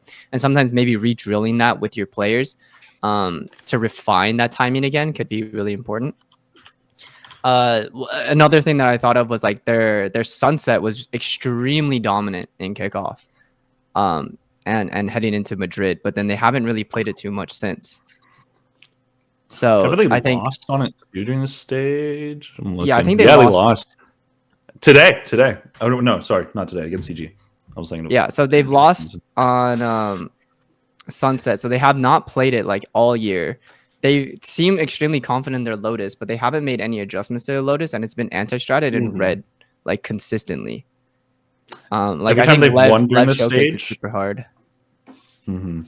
Like every time they've played Lotus, it's been like they have a terrible defense side, and then if they're down a lot, like they were against EG, they have to just go insane on their attack side, and that's just not sustainable. And clearly it wasn't against Loud because they lost that one 13-7. So that's definitely something that that they have to fix if they're gonna turn this around, because like if they can't start that map on time, and that's like your strongest map, and you just keep getting anti-stratted, like people, like other teams are like, if they're going to keep banning, are they banning Split against Sen? Probably, right? Yes, I believe. Yeah, loud ban Split. So they're just going to keep doing that, and then Sentinels. Then like, what do you do if your Lotus keeps being bad? Like you can try Sunset again, as you said, but people can anti-strat them on that. So their map pool is just looking thin, and it is just unfortunate to like see, because like this was one of the better teams. Obviously winning Madrid, the best team in the world for at least 2 months.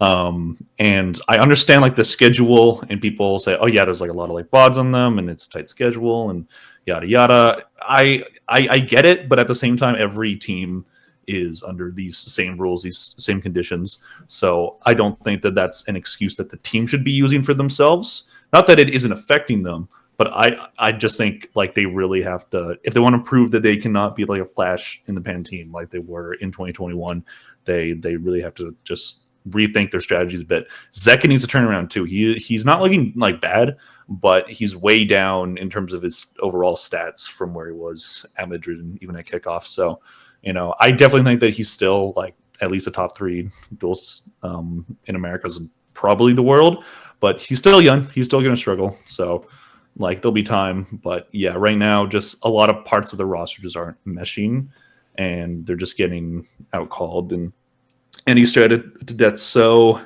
I don't know, like they might just have to turn around for champs if they make it there. They still probably will, because they'll probably make champs points. For the championship points system, I actually liked it when they introduced it, but it sucked so far this year because it makes no sense, because like they're already so far ahead. Like they could suck this split and it doesn't matter. That was actually my argument for them coming into this, because we saw a lot of like pretty much every team that went to Madrid, they struggled right out the bat coming back into stage 1, except for Paper Rex. And you could argue Team Heretics, but Team Heretics was still playing with their stand-in, right? So they're kind of iffy. But Team Heretics added a ton of new stuff to their game. Like even though they weren't winning, like they had a lot of different looks and a lot of different like setups that were not the same as their kickoff in Madrid. So they put in a ton of server work. But then I look at like Carmine Core, look at Genji, you look at Sentinels, all of these teams that have a ton of maps on them that did not get time to like prep, they're kind of getting exposed, especially Sentinels and Carmine Core right now. And I think that month off where the other teams were able to build up their map pools and strats better, especially those newer teams, I think you can see them come into fruition. I think like Lev is a pretty good example of that, right? And so I think what I was saying was like, I think it's okay for them to miss Shanghai just because they already have the 6 points from the 2 tournaments, and missing Shanghai will give them a better outlook, in my opinion, for champs than if they went to Shanghai and then sucked during split 2. I think sucking during split 1, missing Shanghai, and then coming into split 2 stronger, and utilizing your points.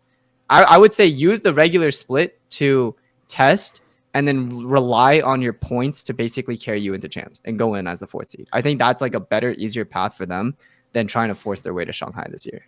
Well, after this Furia game, assuming all these crazy things don't happen and they do actually like not make playoffs, isn't it like a whole like how long until they play split 2? Like they have a lot of time to really scrim, kind of nail these down. Like that's kind of why they were so good to begin with in the season, because they were scrimming, working together so much in the off season. Oh, it's not on VLR. Never mind. So like I actually think they have the biggest chance to win 2 this year because they lost this, and they're not going to be having to do playoffs. They get to watch all the other teams. I think it's mid-June. Yeah, so it's a So good the amount of Pacific time. Stage 2 is June, yeah. So it's probably It should be mid-June. For some reason, that's they when start like Yeah. the 2nd or 3rd week of June. So they got a lot of Yeah. time to kind of iron out this map pool. Like, Yeah. yeah. The they gotta- question though is, will Riot To- change the map pool before Oh, I hope Split so. 2 and I Champions? hate this Because map pool. Please, for the love of God. maps It's should come so out, bad. like, I fell asleep tomorrow, right? Or the yesterday day on after it. tomorrow with the patch. Yeah. Icebox Yeah. is in the same state it was before. I think it's worse. No. Yeah, because Now because mid Wait, is Steph. more unplayable. We have a now. window in mid now. That's the Which makes it so bad. Oh, That's what makes it worse. Made it worse. Yeah. Exactly. That made it worse. made it And so then I much also worse. think like some of the breeze changes, like I still hate B-site breeze. The old B-site was so much better. It's so bad to play as an anchor I on just- B-site right now. and I don't really care for mid, like in Breeze. Like I like it better than because at least there's like a chance to have some way to kind of be prepared for taking fights and everything. Mhm. But now it just kind of feels one dimensional. Like what is there really to do? It Close you off halls basically again. just run It was splits. actually a good map with Yeah. halls closed. Yeah, Halls closed, like people were actually playing around middle. And like I think about like I think it was GX this year. They played a double duelist on Breeze and they just absolutely dominated middle with the 2 duelists, Yoru and Jet. And like I forgot who they're playing against, but they had no answer for them. And I was like, think about this, but if they remove that extra lane, like how much stronger this mid hold would be, because there's only 3 lanes in the map now instead of 4.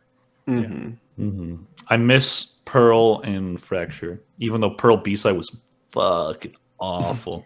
I mean, you It can was make the so argument bad. that like Just fix Sunset that. B is like the new Sunset- Pearl B right now. Yeah. All you Yeah, do that's is kind of just thing. get I that. actually, It's really, worse. because I actually really like Sunset, but then like pro games started just turning it into spam fest when they like you just plan on B, then you just hide behind the big wall, whatever it's called. Yeah, have your But Viper yeah, like smoke I'm up. gonna call exactly, this yeah, now. exactly. So They're not gonna do it till the end of champs, but they will hit Viper with a nerf. Yeah, they kind of do. and do what? And do what? Like, how do you fix Viper? Because like she's ass in range. There's only 2 ways to do it. One, you introduce a competitor champ or agent, sorry, a competitive agent that can also wall large distances at will. That's the only thing that can break Viper. That is why she's picked so often, is because she has global activation. And then, like, you could say the argument's like, oh, you can nerf her spits, you can nerf her smoke times, but it's really just the fact that she can put up her wall and smoke any time that she wants. That's true. Mhm. And because there's no other controller that can do that, it's like, even if you nerf her to the ground, I think like one of the options that somebody said was you give her the full fuel cycle, but only let her use the fuel like 3 times. I think that's And like too you can much. end it whenever you want, but it Yeah. counts as like a Uh, fuel charge. as a Viper main. But I'm like, that's still like, it doesn't change too much for her, right? Like, and I think that's like, it goes down to like the fundamental thing that Riot has. Like, they will always have like agent and champ design problems because there's some like inherent part about it that they can't change unless they rework them. I'm about to hit plot 1 because I'm a Viper one trick. This agent needs to be nerfed. This is yeah, the Zeph's highest doing rank good I've on ever rank. reached. That's why. Anyway, But I just like, I think Yeah, like her I kit don't is know. really, I don't know really either. strong. I think like, I think just the fact that like vulnerability, because she has everything. She's a pseudo sentinel that has smokes that nobody else has. So it's like I think there's also a period of time where you think about like sentinels were in such a weak state That's why Viper was picked so often. So I think like just nerfing her over and over again won't change her. I think you need to introduce a competitor. I mean, we have Yeah, Harbor. that's kind of the thing. Yeah. Yeah, but Harbor is like a zone control. Like you have to stay there. Yeah, well, that's But what like I if think you're that's gonna what they would want. well, if you're gonna change Viper, like I could see them changing like kind of how they did Chamber, make it like you can only be on really one site, and you kind of know, okay, this is where Viper is. But I don't know, like I like Viper. Me too. I don't want it to get nerfed anymore. I really don't mind Viper. Not That's what it sounds, I really don't. But I don't like Omen right now, so I'm not a interesting. huge fan of his flash too much, just because it's like it's really. For the meta, I'm happy that Omen and Viper are like the OP ones right now. Like I'm happy with that. Yeah. Omen used to suck too. Like he was bad a while ago. Yeah. I just want Asher to be back. Honestly, give me my Yeah, fifth that star too. back. Give me my fifth star back, and we're being Chilene. She, I don't know. Cryo plays her. I don't She's know. just very situational, and I think it depends on your own strategy. Cryo plays her, especially on split. He plays her like a very anchor sentinel type role, so she's much better at that than Omen. Omen is more of like setting up his team comparatively. So it's like it depends on what you value more. It's like, do you value that paranoia, which is like OP, or do you value like comfortability on an agent and like fitting into that role of like your game plan? Of course. I do think we should get to the last topic because we're at an hour 15. So if we want to keep this at about 90, we should maybe go to that personally. Yeah. Sure. As much as I love Agent Talk. Yeah. Do love Agent Talk. VCT Americas. Stage 1, Week 4. Preview and predictions. Actually, we have to conclude this week first. So this is being recorded Sunday night. NRG just lost to Evil Geniuses. And the next match is Crew Esports versus 100 Thieves. Who do we got and why? Andy, start us off. I got, just because I want to see it, Crew. I like Crew. This is their moment to kind of prove themselves. Hey, like, yeah, we're actually really good. I think this is their time. I really like Crew. I don't have too much to say about them. I just think they're a fun team to watch. Shy's awesome. Like, I just really like this team. Yeah. All right, Jaycon. In my official pick'ems, I put 100 Thieves because I think this 100 Thieves team is on the up. But man, does Crew have my heart, bro. I'm on that Crew PM all day, every day, baby. Let's go. So I'll be rooting for Crew. I think what Andy said was like, I think this will be like truly Crew's really big test of this year, at least the first big one. Obviously, Lev the following week will be pretty big. But I think if, in terms of like firepower, Crew can match up to 100 Thieves quite well. And I think it will come down to the calling of like how well will Klaus call versus how well will Boostio call. So I think this will be a very, very tight series. It's going to be close. All right, Kyle. My turn. Here's what's gonna happen. Crew's gonna bust out. We're gonna do Kesnet on Reyna, and then he's just gonna fry everybody. He's gonna absolutely fry. Cryo in shambles. Boostio shambles. No one on that team is gonna be able to stop the absolute tank. And it's Kez fucking net. he's gonna fry. He's gonna farm, and I think Crew takes it. And I think 2-0. I do think that 100 Thieves, I think, when you think about these two teams on paper, it's probably 100 Thieves is the better one. But Crew have just been playing so insanely well. And I think the way that they play is going to be able to really counter what 100 Thieves do. So I like both teams a lot. So I'm good either way. But I think Crew's got this. I think it'll come down to map pick ban. I think if Crew can get Icebox, it'll be very interesting. Currents. Absolutely. Okay, so I'm obviously going with Crew. And the exit Frag curse, guys. No guarantees here, baby. Anyway, I think honestly comes down to like what Jacon said, like the map pool. Also probably like the sides. Like if we somehow get in like an ascent, I would be particularly worried about Cryo because on his last match he was a demon on the op. Like he got several 3Ks, several 2Ks. He was the statistically highest ACS in the entire match, and He's been cooking. yeah, He's been cooking. he's been frying. So we're kind of seeing him back in form. And they also got like Boostio calling, which is amazing because he managed to win a round without his mouse, which is Best moment of Valorant esports yet. That's Easily. GOAT status right there, baby. that is Easily. pretty MJ's never Just done that. walks in. yeah, Braun has never done that. MJ's never MJ and shit. conducted a. I don't know. Never mind. Don't let me. Yeah. He'll be rolling in his grave after that shit went down. But I do agree with like what you were saying. Like Kesnet has been playing very well, and so I'm hoping that he kind of frags out as well, is able to like be kind of like the foil to Cryo, where He's gonna play Reyna. He's gonna go insane. It's gonna happen.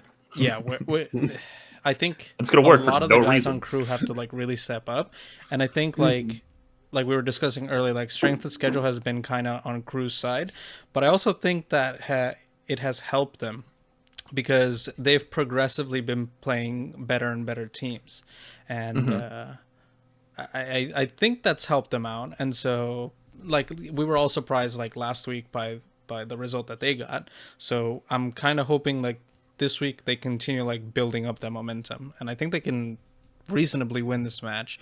Do I think it's going to be like a 2-0? No, I don't think. There's no chance for that, but I do think that there's a good chance that they 2-1 100 Thieves. You ain't see 2-0, 13-0 both maps. Kesnet goes 300-0. 300-0. They can't shoot him. He's always invulnerable. It's Reyna. Yeah, it's Reyna. Exactly, yeah. You Let can't do him shit. farm orbs.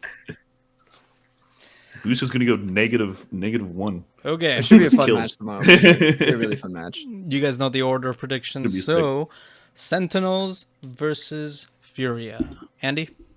Yeah, I don't think there needs to be much to say, even though Furia kind of gave Cloud9 kind of a heart attack a little bit. Sentinels should bounce back here. They're having bad problems, but not this bad. I just think they have the firepower to get past Furia. I just don't see. I see Brazil ending up in shambles. Multiple teams going and whatever. Sad Portuguese words. All right. Take on.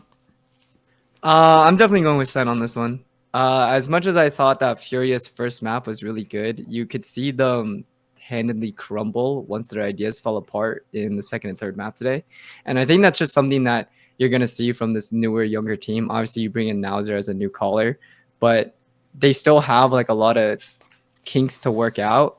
So check in next split. Maybe they'll take it. But I think right now, even though Sen is struggling, I still think that they have better overall strategy and team play at this point. Kyle? Sentinels. Sentinels. Got it. Like a waste of any time. It's like it's Furia. They're garbage. they're just bad right now. Sentinels. Given what I saw Second today, goes 302-0. Sorry. given what I saw today, I think, I think Sentinels should theoretically be able to owe them, but I have a feeling we're gonna get the funniest outcome. And the first Dude, match- I'm Sen always down for Lewis some this- wacky If hijinks. said Always Lewis, I've down. never predicted them to win a single match ever again, unless it's against 100 Thieves. First map, it'll go to No way. Sentinels. Things will look up, and then the Valorant gods will descend upon us. Then Furia will pull out a map out of their ass, and that'll be the end of Sentinels' season. Because I believe they have to Alright, 2-0 them. At 3 p.m. tomorrow, I'll should make sure to keep that in mind. They should cease operations as an org if they lose to Furia. I swear to God. Yeah. Hey, Cloud9 did it today. Yeah, Ugh. So anything can They happen. still won though. So. All right, I got Sentinels. 13-3 I got though. Sentinels. Okay, let's move on. NRG 100 Thieves. Same order. Go ahead. I would have probably had NRG actually win this one if they didn't lose so closely against EG. Because I just think mentally you gotta kind of be boomed. And 100 Thieves is a good team. Like, I think it will be a real test, like against playing Crew and then NRG. But especially if they lose against Crew, 100 Thieves will then beat NRG. I don't see them losing both of these matches. So I have them definitely taking out NRG. Okay. Yeah. Same. I'm on that same boat. I'm actually looking at my pick'ems right now, and I actually did pick Crew in my official pick'em, so we 100% on that Croupium, baby. No cap. But yeah, after watching NRG today and just watching NRG throughout this whole split, I genuinely think that Busio is just gonna mid round, and he's gonna wipe the floor just around the map, and it doesn't even matter in my opinion if either team is not hitting shots. I just think it's gonna come down to a calling difference on this one. He's been watching every single one of their games. He's on FNS's call every week. So He's yeah, prepared for it. I'm going 100. I'm kind of in the same boat as Andy was, where if this was like any other week and we did just witness what we just witnessed with them versus EG, I probably would have gone NRG. But this one's really tough. But I feel like 100 Thieves are going to take it, and I don't know. I want NRG to turn it around at some point and go on a run. I think it would just be an absolute shame if we don't see these players on this roster at an international event this year. It would be an absolute shame, but it just does. It'd be insane. Anyway, yeah, I'm picking 100 Thieves. I'm hoping for NRG win. I do like both teams. I'm a fan of both teams, but yeah, I feel like 100 Thieves. They're just playing better right now. They look synced. They have a lot to prove. NRG, they're kind of stumbling right now. So yeah, 100 T. Yeah, I got 100 Thieves as well. And I know I'm the NRG guy. I'm usually on their side, but honestly, I'm just kind To of... be a fan, you must also be a hater. Yeah, That's true. That's true. I make the haters guides. I need to hate on my team. Yeah. Anywho, the main reason is because I'm just tired of watching how they play. They look out of sync. Like, Demon 1 and Ethan are... It seems like they play together well, and then Crashies, Victor, and Marv, they play well together. But there's not, like, a middle ground between them. Like Demon 1 doesn't play well off of Marv or Crashies or Victor, and Ethan doesn't play with the Optic guys either. So it's just so, like, infuriating, like, watching, like, the clickiness of the team. Especially because, like, they seem to not play together. It's a lot of, like, individual effort that ends up winning, like, some of the rounds, and I'm actually just tired of watching them play. I would rather 100 Thieves win 2-0, kick NRG out, NRG go make a roster change before the roster date change gets locked. Just my opinion. Maybe it's just out of frustration, but I'm legitimately... I know this team is not going to work out. Like, if we see them at an international LAN, I could just see them crashing out right away. To Billy. Well, I want to actually say, if you're thinking of... if you're thinking about the 10 players that are on the EG and the Optic core roster... and you think of, like, okay, like, if you're going to build a team with these players, what 5 would you take? This 5 is one of the weirder ones. This is not the 5 that I would have put together. No, it's not the 5 I would have put together. They don't seem like the 5 that you'd want to get. Like, it would make sense that they're cliquish because they're, like, quieter. Like, there's no... Like, if Busio was on this team, like, this team would have been... really interesting because you got to have that person in the middle. standing up yelling. Like Crashies does it sometimes, Victor does it sometimes. Like they do it, but it's less of like it's like more like stony. Like when Demon 1 gets clutch, it's like Demon 1 stands up and does it, but it's not like Boostio or Boostio's. yeah. You gotta have that like Jajimo like doing stuff like that. Like that's why that team worked out, and that's why the other team, like you have FNS yelling at you and being on your ass the whole time. Like it's just NRG's just a weirdly put together team. I just want to say that. Yeah. So the problem is that like they probably need a star IGL, but like Ethan hasn't, like as a player he actually hasn't been bad. At least not. He wasn't bad in the match today. He's been playing well. Ethan's been playing really well. Yeah. So like, but they him. kind of they might need to have him as the swap if they do a roster change. I don't think they do a roster change, at least not yet. Off season probably, but yeah, I don't know. That's an interesting GM question. Who would you swap out of the 5? It has to be Ethan. Well, because like they're all great players, but it's just like the mix. Yeah, it kind of just has to be Ethan. You're not gonna split Crashes and Victor. Marv has been playing. Trade Ethan incredible. for John QT. Dude, Sen would die. That Sen would be dead in the water. Sen would have no chance without. You're saying they're like they aren't already. That's true. That's true. But no. To me, I think personally, my please make it so my views go up. for NRG GM, I would see if I could replace Crashies. No. Even though like he fits into it. I know it's weird, but I think it's I think they need like a stronger personality with that. And like if you need Demon 1 to have a Victor, Crashies ain't gonna be his Victor. Marv's not gonna be his Victor. Victor can be his Victor. Yeah.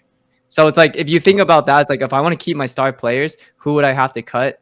And it's like, yeah, you have the duo of those two, right? But maybe you have somebody that has better synergy with Demon 1, right? Yeah. And like because I always compare it's like you go from Demon 1 having Jaw being his dive partner, and then you have the backup support of Calm and Ethan. And then you go that from having no dive partner to lurking Marv, Crashies, and Ethan. It's a very different like setup team, right? I see your point, but breaking up Victor and Crashes would be like my parents getting divorced, bro. I can't see that, dude. Maybe that's my hot opinion, but I also don't think the duo have been like performing as like the superstar duo. No, not recently. For like a long time. They were last year. They were like I think they're more leaning off of reputation this year than not. Yeah, Victor's been great, but yeah, Crashes not as good. Anyway, we should move on. I think his Gecko has been underwhelming. Okay. Yeah, it's good. My matchup of the week. Crew versus Leviathan. Okay. Ooh. Yeah, that's two Vamos coded. I gotta have. That's hard. I Lev, ass pass. Yeah, I have to have Lev. Like I think when they're hitting, they're like one of the best teams in the world. Like, and I don't think they've really ever been hitting. like they have all the guy. Yeah, like they haven't played their best. Like I think it's like I think as the season gets further and further, they're just gonna get better and better. And Crew's great, and especially if they beat 100 Thieves, they're getting close to getting a perfect split 1. So it'd be cool to see them being perfect up against Lev. But I'd have to have Lev. It's just you can't really go against that team and those players right now. Yeah, still on the Croupium. I'll be rooting for him, but I got Lev taking this one. I just think like as Andy pointed out, when they're hitting, and I think I just want to highlight like Texan and Mazzino, 2 players that have been kind of under scrutiny for the past like few weeks, and they've been getting a lot better over the weeks. And I think as they have become more consistent, you see that this team has like risen a lot more because King has still been firing, Aspas has been firing, but the other 3 were a little bit more inconsistent. But now that I think the bottom 2 have found a little bit better and more comfortability within their roles, it looks like their floor has definitely elevated a lot higher than they were before.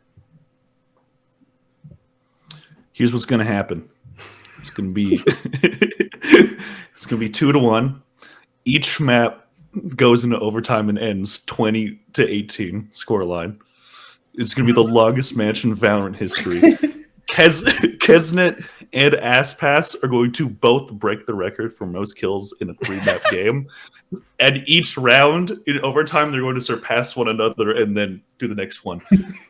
Somehow during this whole thing, Melsner and Com will both not get a kill in all 3 maps. And then somehow, Leviathan off of Aspass's 15th ace of the game, Lev are going to win it. It's going to be 2-1 Lev.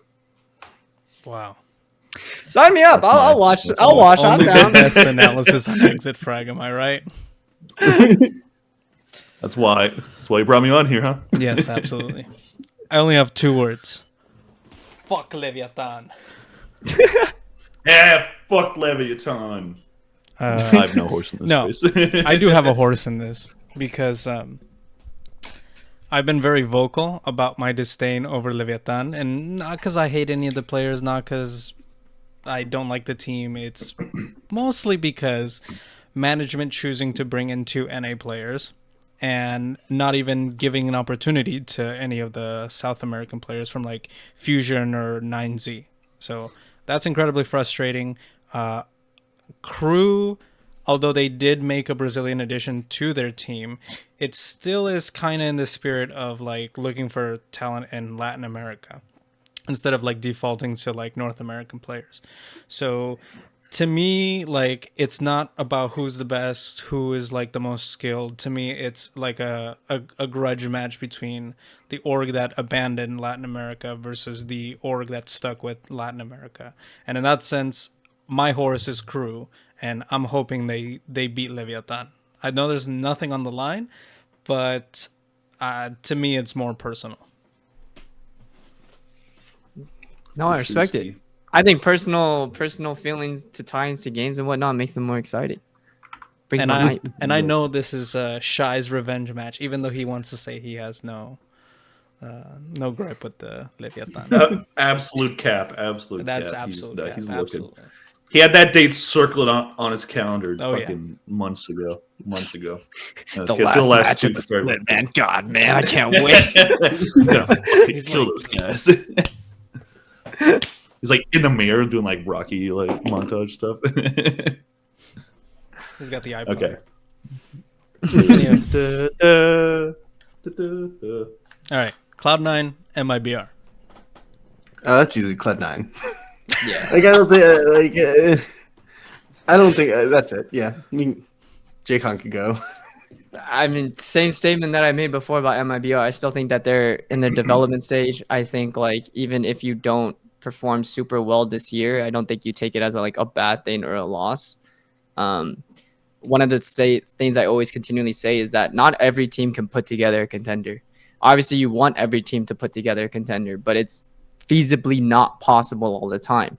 So if you understand your position that you can't be a contender, but you can maybe develop talent and are not just happy to be there, right? Then like that's a perfectly fine avenue in my opinion.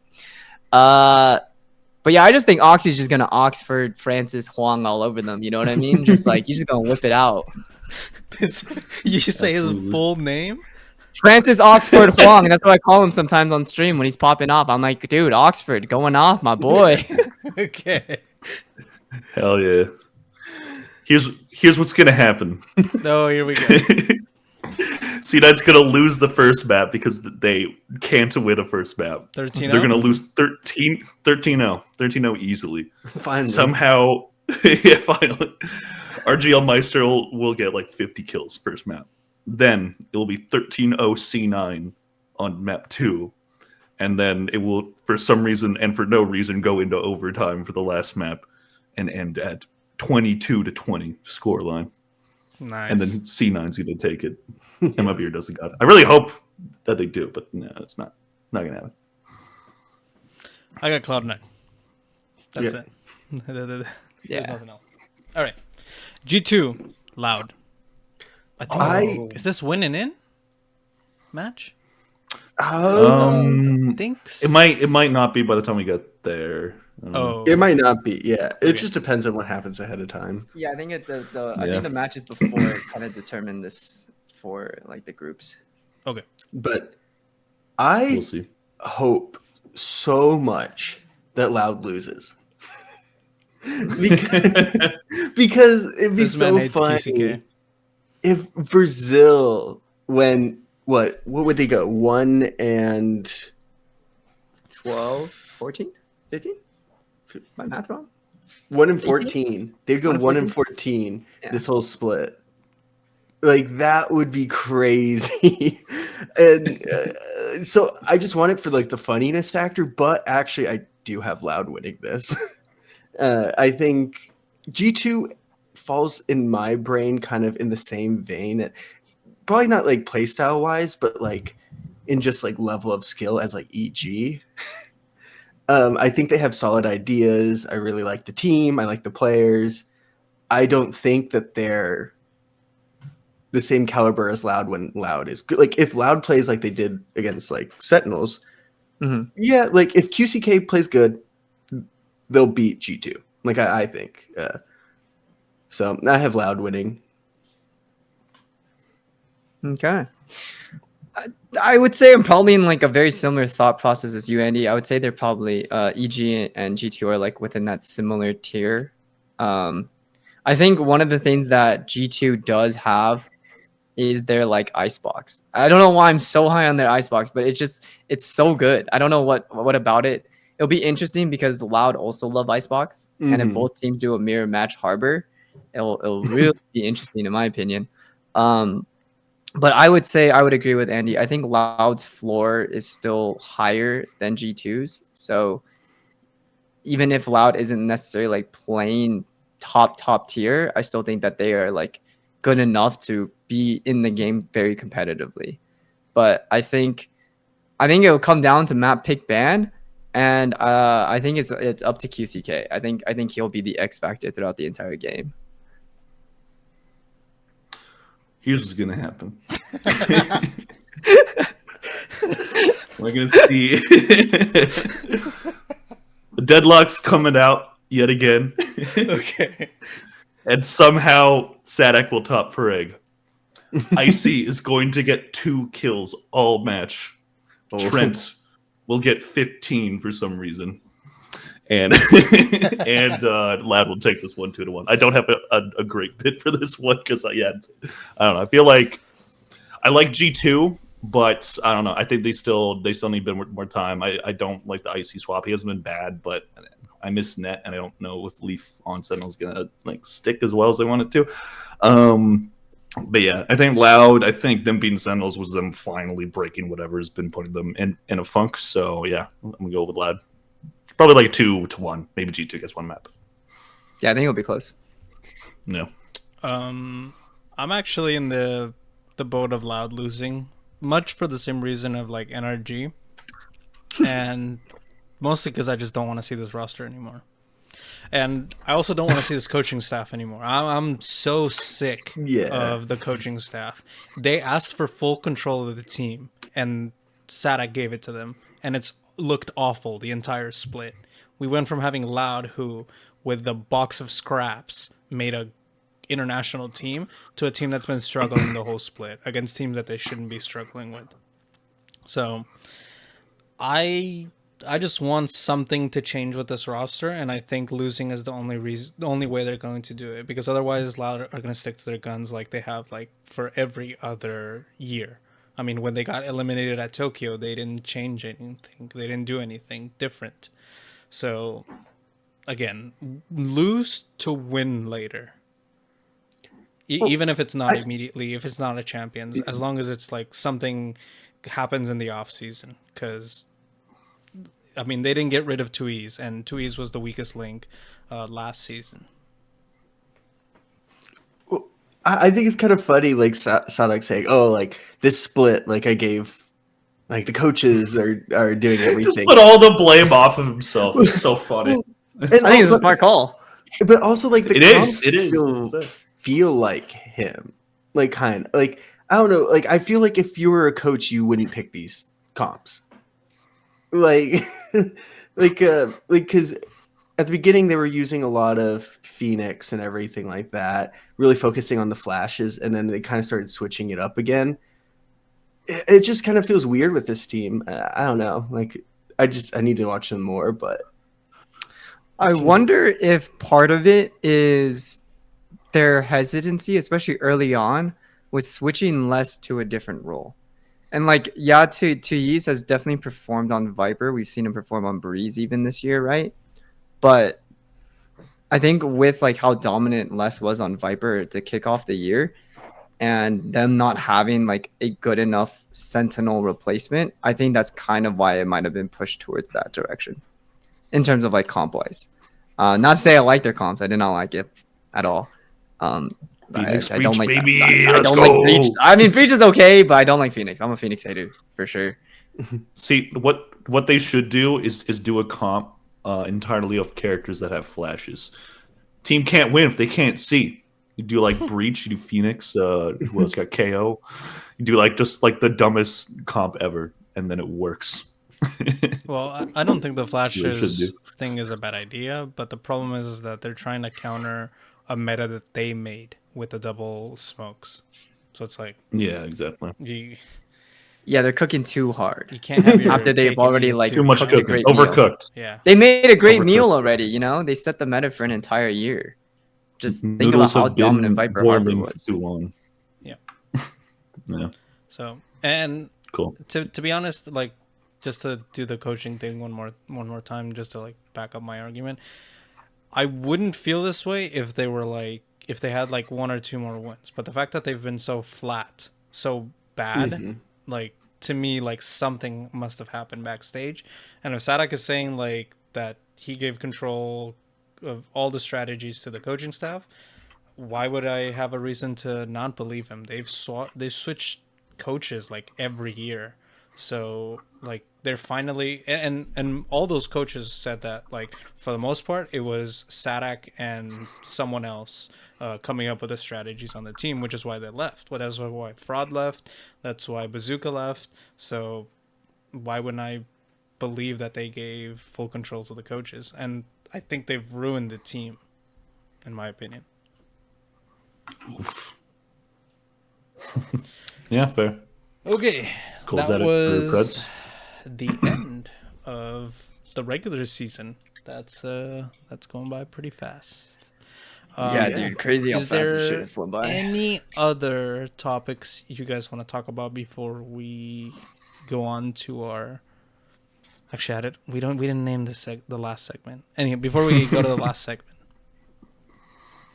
I think I'm pretty good. I think we've covered a lot, and I think that there's been a good podcast. Y'all are some smart peeps. Yeah, it's been pretty solid so far. I would say the one thing that I do want to shoot some bail though for Loud was I think they kind of got shafted from Madrid for sure. So I think like the early slow start for split 1 might be slightly excusable, but I also think like even during kickoff when they first introduced like their new comp, I was kind of questionable about it, right? Yeah. And I know I've had gone back and forth with so many conversations with some of my viewers, but like I think putting Kawanzine on full-time Breach was such a mistake, even though he's good on it. Kawanzine is just Brazilian Probably. crashes. Yeah, but that's true. But yeah, I was like, Kawanzine has so much impact on the other initiators that's world class. Why are you taking him away to put him on a different agent that doesn't have as much autonomy? Yeah. So that was like my biggest like complaint about it. But I will shoot Loud some bail there. But I definitely think that they have a lot of stuff that they can improve on. Okay. All right, this is the last segment of the podcast, and we talk about for like 1 minute each about or less or about something outside of Valorant. So, Andy, kick us off. Yeah, I would say that I was just able to move, so that went really smoothly. That was definitely a win for like the last month. So, congrats. Yeah, it's. Hope you were keeping your skills sharp and playing ranked, because if you weren't, I'm going to leak it on Reddit. So when we do our premier team, I can call you out like 2 months later that you didn't practice for our premier matches. Okay, got it. All right, I'll go next. I just want to give a quick shout out to the Fallout TV show. That show was a banger. Amazon Prime. I've heard good Very things. good. Okay. Hell yeah. All right. Jake on? Want me to go? Oh, yeah, you can. Oh, Kyle, you can go ahead. Sure. Shout out my hockey team, the Vancouver Canucks. They just fucking had an insane comeback today against the Nashville Predators, absolutely smacking them around.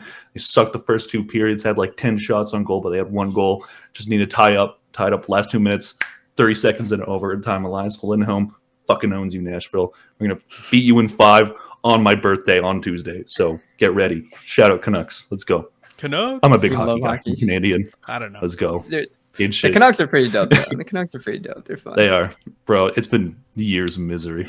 Cheering for that Yeah. team. They're finally good. I'm so happy. I'm so I was happy. gonna say I love it. they've been a basement dweller for quite a while. They've been But garbo, fucking garbo, but now they're good. And we're going for the cup, baby. Let's go. Riot number 3. We ride every time our team goes to the Stanley Cup final. It's insane. Anyways, Canadian. that's my Canadian bit. I love Canadians, man. They're different breed out here. We're fun. We're fun, dude. We're a good time. Are you in Canada? No, I live in California. Oh, okay. Gotcha. Yeah, I'm an American boy. American boy. All right, I Ew. guess for me, my big shout out is, I know we said it's not Valorant related, but I gotta shout out Sliggy because the schedule that man is on is absolutely absurd. And like, I don't know how many hours clocked I have of watching Sliggy this year alone, but it's gotta be like hundreds upon hundreds, man. So I gotta shout him out because that man is like the face of consistency. He's live every day. He's live for the long ass streams. I'm playing video games in the middle, not paying attention to games, and this man is locked in for 18 hours a day. So I gotta shout out to him because he's an inspiration, but he's a monster. He's goated. I love Sliggy. He's like my favorite Plat Chat guest because he seems so timid, but he's actually really funny. Oh, he's actually so funny. hilarious. Yeah. Anytime he talks about Liquid, he's just like, oh. Yeah, oh my goodness. This man had a coach scream. I don't know what he's been through, but it's been tough. He made Scream Luke world class. That's crazy. All right. Hilarious. Absolutely funny. Quickly, shout out to FNS. I don't have to watch Tarek thanks to him. All right. We love Oh. Puchan. Pool Chan. Let's go, Phoenix! Woo! Woo! Venus. All right. That's it. That's the end of Exit Frag episode number 3. Thank you, everybody, for being here. We will be back before the playoffs for sure. And I don't know who all will be here, but we'll figure it out. All right. Thank you, everybody, for And watching. just remember, viewers, if you disagreed with anything that I said, you're wrong and I'm right. That's how I want to do it.